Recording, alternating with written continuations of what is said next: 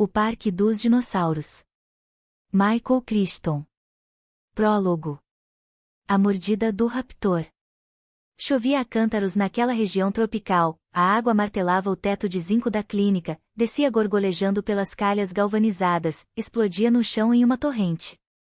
Roberta Carter suspirou, olhando pela janela. Ali da clínica mal dava para ver a praia, ou o oceano ao longe, encoberto pela neblina baixa.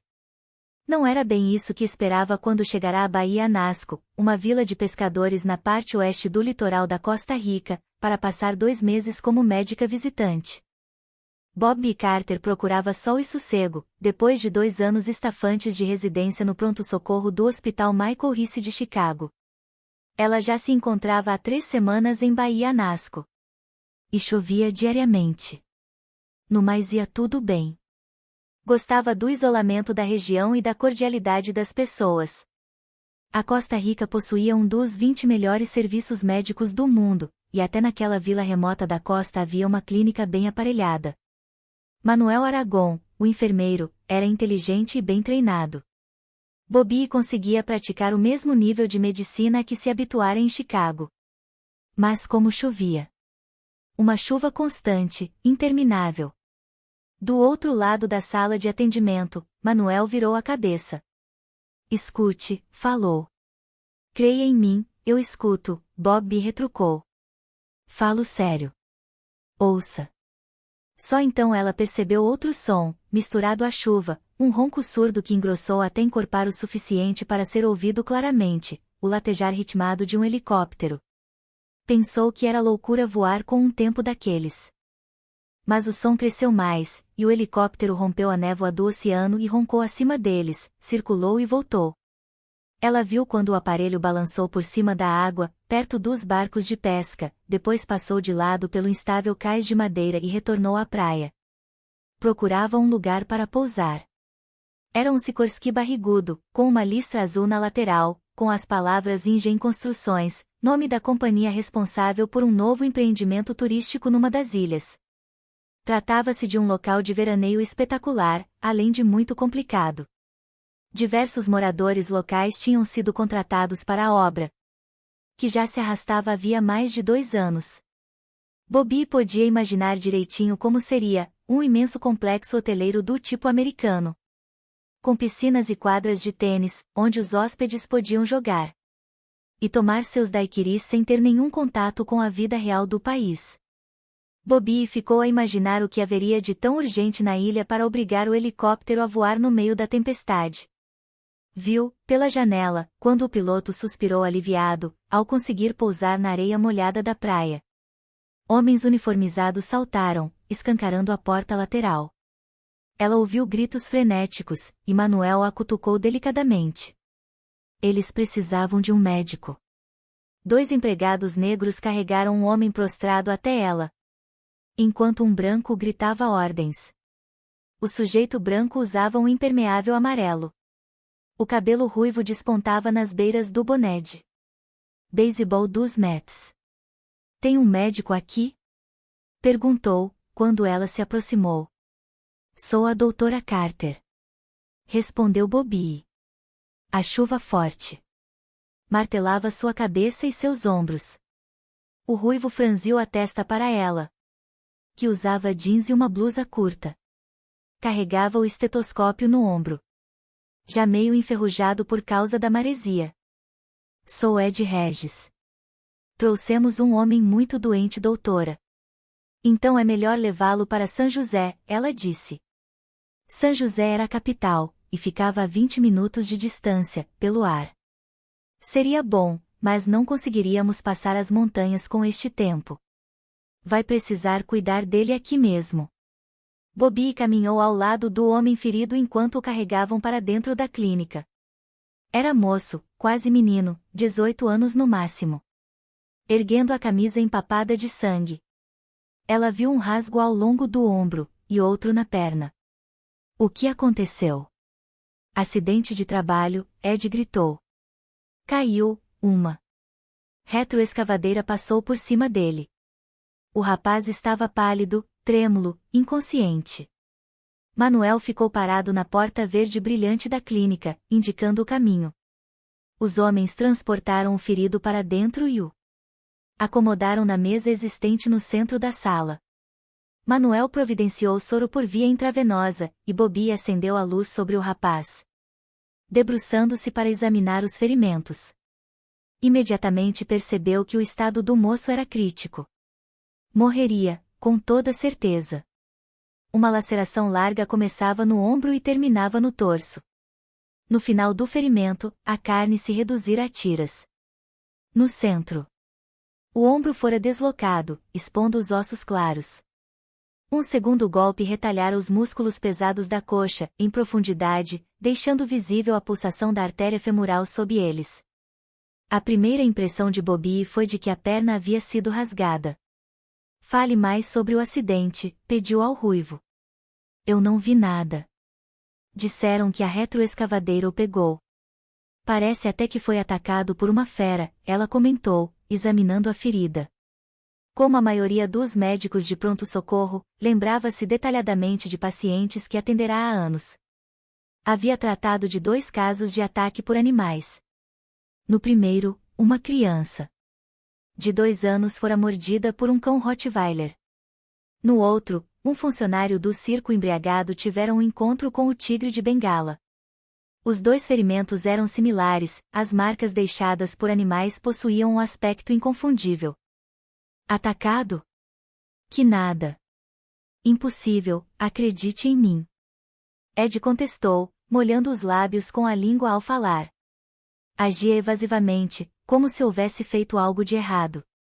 Bobby ficou intrigada. Caso utilizassem mão de obra local, sem qualificação na construção do balneário, os acidentes certamente seriam comuns. Quer uma limpeza? Manuel indagou.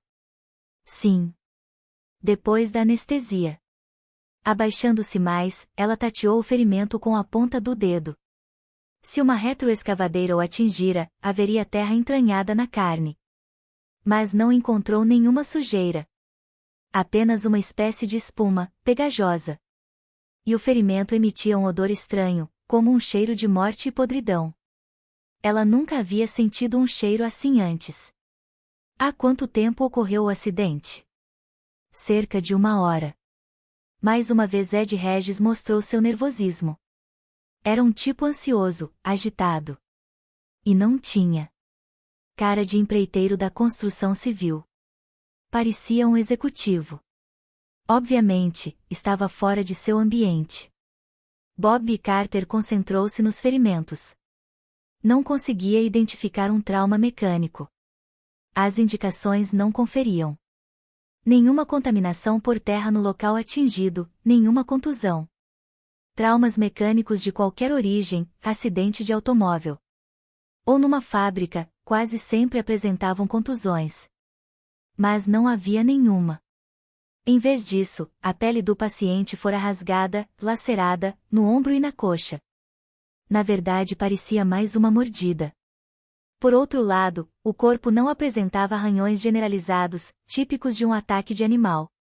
Ela examinou novamente a cabeça, os braços, as mãos. As mãos. Sentiu um arrepio ao olhar para as mãos do rapaz. Havia cortes pequenos, rasgos nas palmas, e pontos arroxeados nos punhos e antebraços.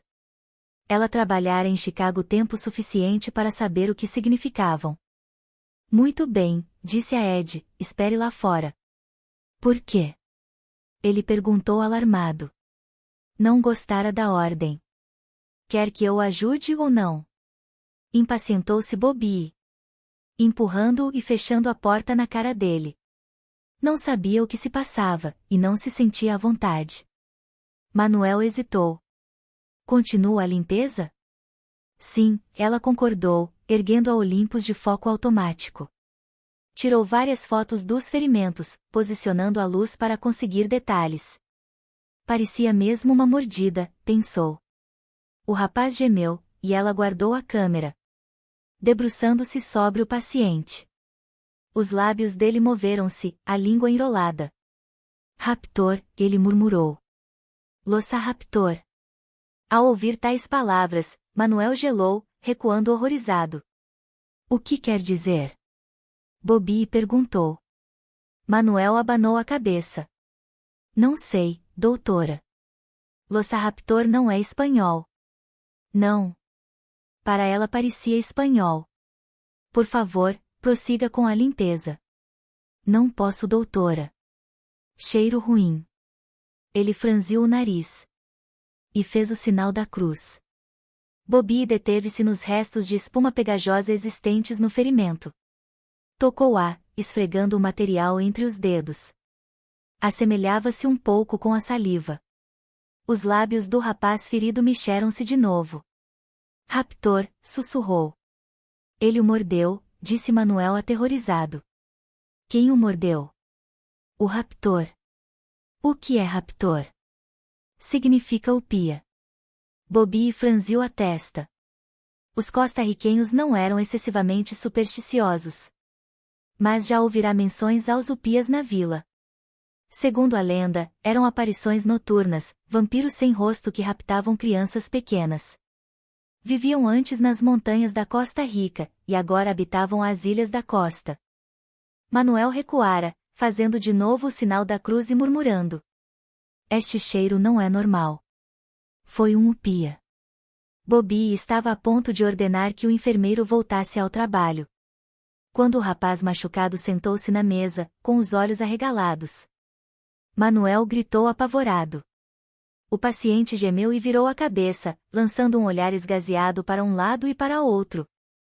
Em seguida vomitou uma golfada de sangue. Entrou, imediatamente, em convulsões, o corpo todo vibrando. Bobby o agarrou, mas ele pulou da cama para o chão cimentado. Vomitou outra vez. Havia sangue por toda parte. Ed abriu a porta, gritando. Ei, o que está acontecendo aqui? Mas quando viu tanto sangue recuou, com as mãos na boca. Bobby pegou um bastão para colocar entre os dentes do rapaz, mas percebeu que seria inútil. Com um espasmo final ele relaxou e ficou quieto, estendido no chão. Ela se abaixou para fazer a respiração boca a boca, mas Manuel segurou seu ombro, puxando-a. Não. O upia vai pegá-la. Manuel, por favor. Não. Ele a encarou alucinado. Não pode entender estas coisas. Bobby olhou para o corpo no chão e concluiu que não faria diferença, era impossível ressuscitá-lo. Manuel chamou os outros homens que entraram na sala e levaram o corpo embora. Ed surgiu, limpando a boca com as costas da mão, resmungando. A senhora fez o possível, doutora. Ela observou os homens que levavam o corpo de volta ao helicóptero e partiam trovejando rumo ao céu. Melhor assim, Manuel comentou. Bobby pensava nas mãos do rapaz. Estavam cobertas de cortes e machucados, um padrão característico de tentativa de defesa. Tinha certeza absoluta de que ele não sofrerá um acidente de trabalho. Havia sido atacado, e erguera as mãos para se proteger. Onde fica essa ilha de onde vieram? No oceano. Mais ou menos a 150 ou 200 quilômetros da costa. Meio longe para um balneário, Manuel observou o helicóptero. Espero que não voltem nunca mais aqui. Bem, pensou Bobby, pelo menos tinha tirado as fotos. Mas ao virar para a mesa, viu que a câmera desaparecera. À noite a chuva finalmente parou. Sozinha no quarto atrás da clínica, Bobby folheava o dicionário espanhol de bolso já muito manuseado.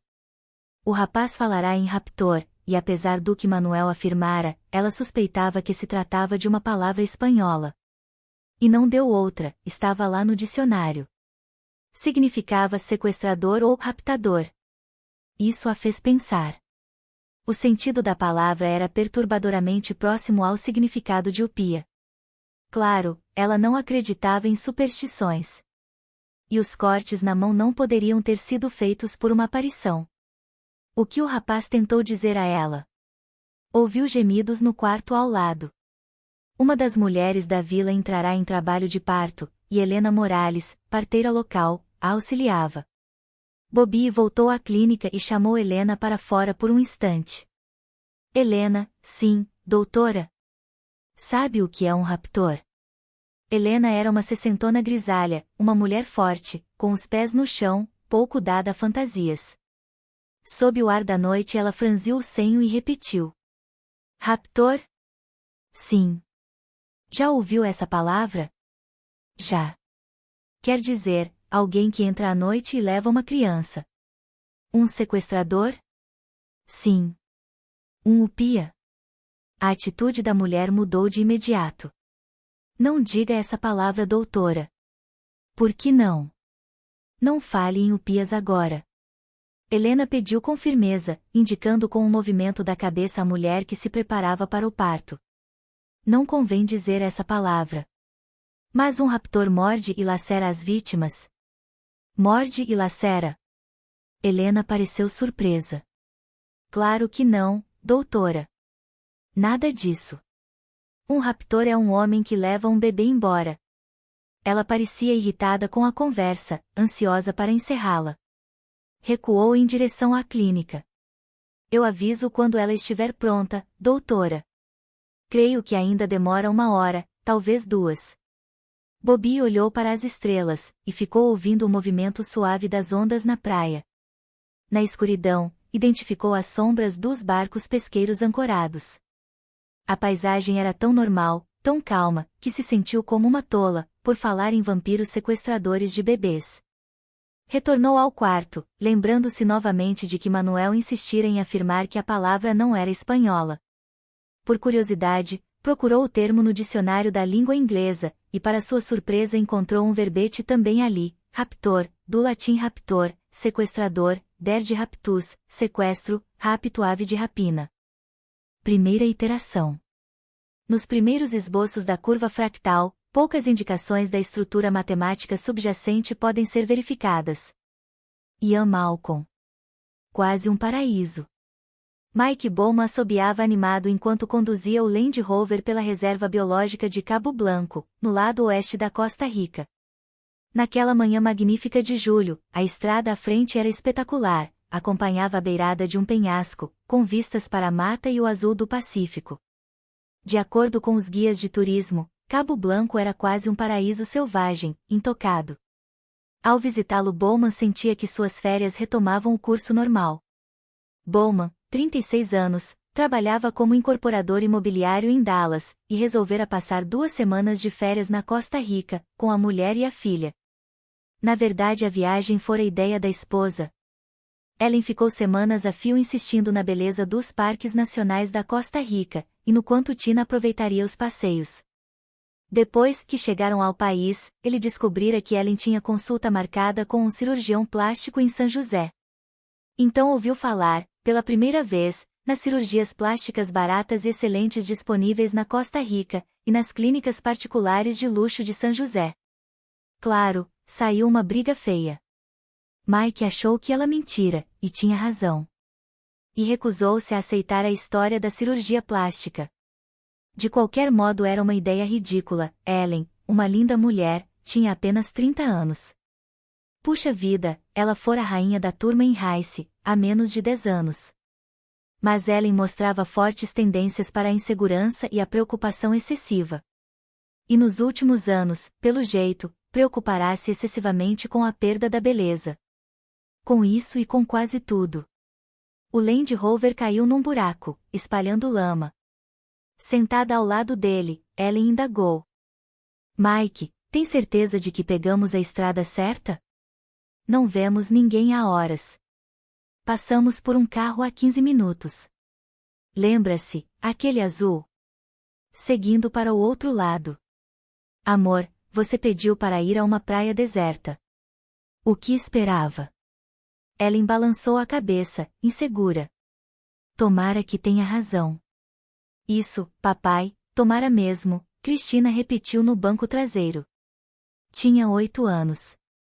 Confiem em mim, estamos no caminho certo. Ele dirigiu em silêncio por algum tempo. Não é maravilhoso?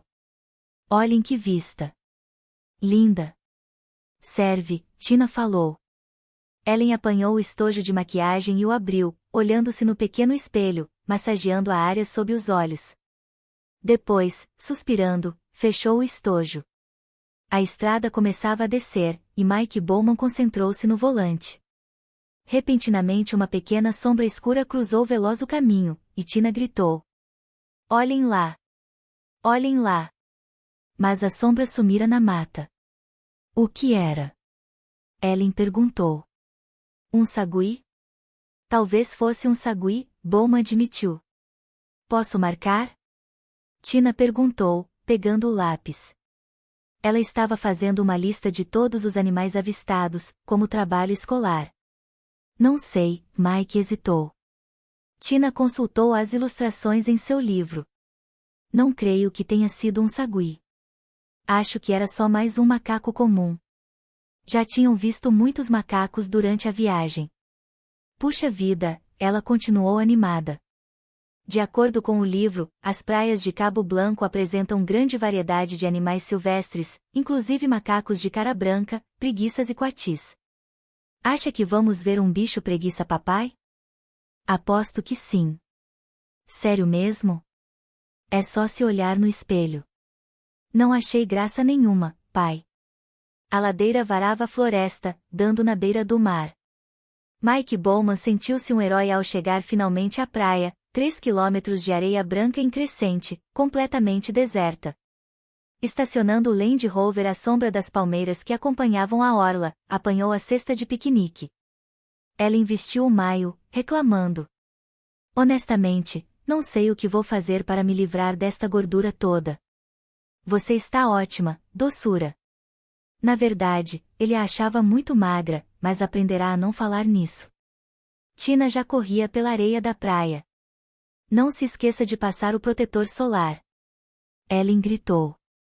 Mais tarde, Tina retrucou por cima do ombro. Primeiro vou procurar uma preguiça.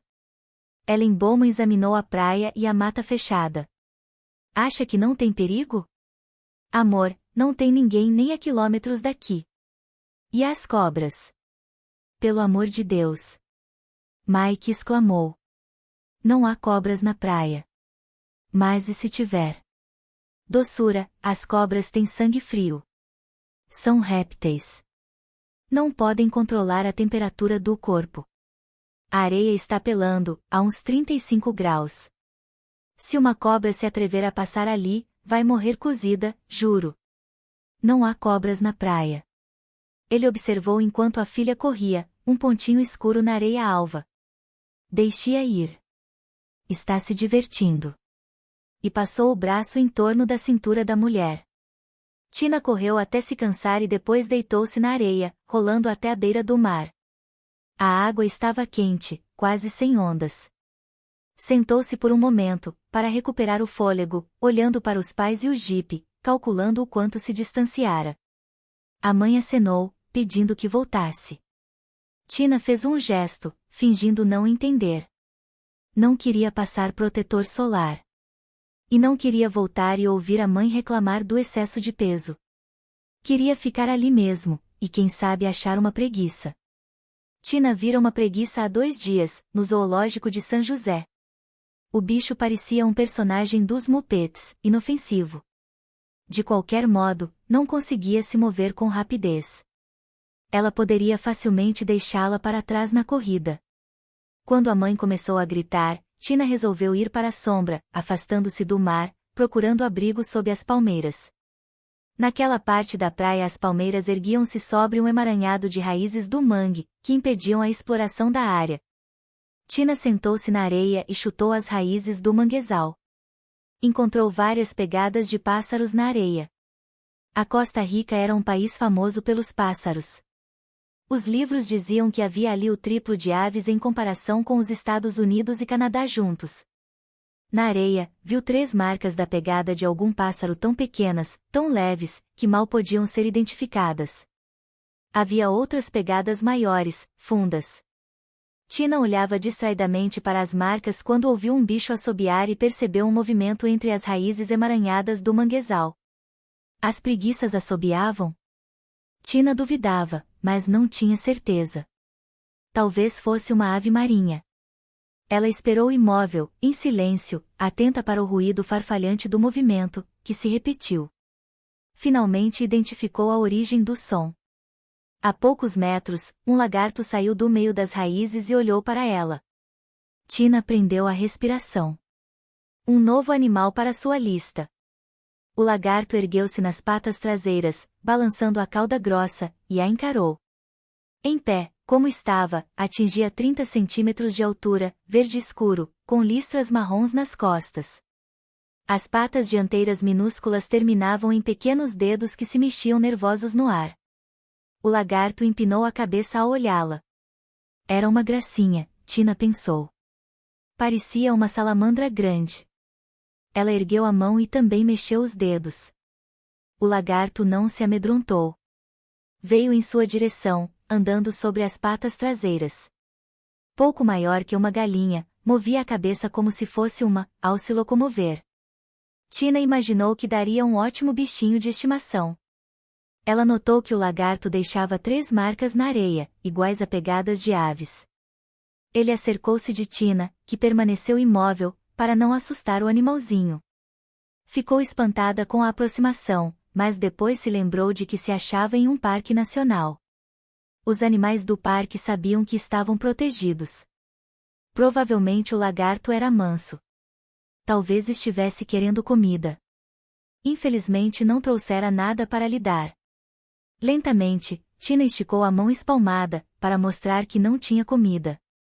O lagarto parou, empinou a cabeça e sibilou. Que pena. Tina disse. Não tenho nada agora. De repente, sem aviso, o lagarto pulou em sua palma aberta. Tina sentiu os pequenos dedos perfurando a pele da mão e o peso surpreendente do animal pressionando seu braço para baixo. Em seguida o lagarto trepou pelo braço, buscando seu rosto. Eu preferiria que ela ficasse à vista, Ellen Bowman disse, semicerrando os olhos por causa do sol. Só isso. Poder vê-la. Aposto que está ótima, Mike retrucou, verificando a cesta de piquenique preparada no hotel. O frango assado parecia pouco apetitoso, e havia também uma espécie de torta de carne. Ellen jamais comeria aquilo. Acha que ela se afastou da praia? Ellen insistiu. Não, doçura, não acho. Eu me sinto tão isolada aqui. Pensei que era isso que pretendia. E era. Então qual é o problema? Gostaria que ela ficasse à vista, só isso. Ellen repetiu. Nesse momento, trazida pelo vento, ouviram a voz da filha na praia. Ela estava gritando. Fim da primeira parte. Obrigado por assistirem. Se gostou, inscreva-se, deixem like e compartilhem. Até o próximo episódio.